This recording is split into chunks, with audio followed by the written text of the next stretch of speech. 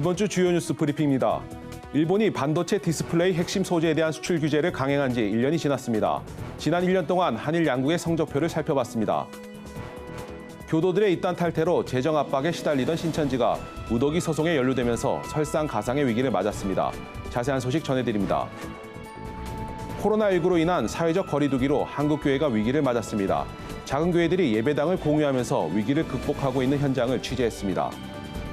일본이 반도체 디스플레이 핵심 소재에 대해 수출을 규제한 지 1년. 모두가 한국의 앞날을 걱정했지만 오히려 일본이 역풍을 맞았습니다.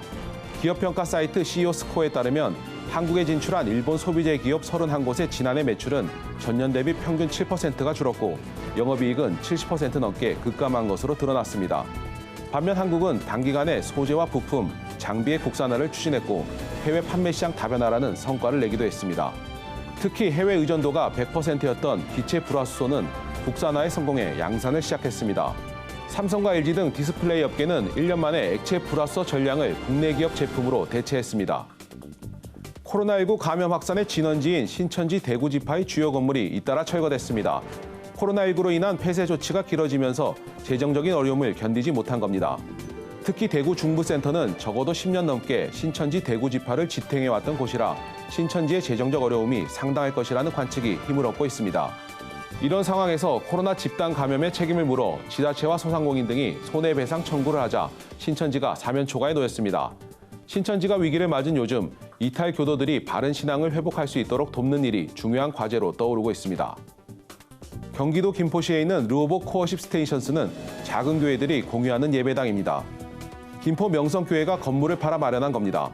매달 임대료를 내야 하는 작은 교회에 부담을 덜어주기 위해 시작됐습니다. 실제로 한 달에 10만 원이면 모든 시설을 자유롭게 쓸 수 있습니다. 현재 8개 교회가 주일 하루 동안 시간대별로 나눠서 이용하고 있습니다. 특히 참여교회 목회자들이 각자의 강점을 공유하는 등 시너지가 나타나고 있어 새로운 목회 패러다임으로 주목을 받고 있습니다. 최근 포괄적 차별금지법 제정이 추진되면서 찬반 논란이 뜨겁습니다. 그중에서도 성별과 성적 지향이 이슈입니다.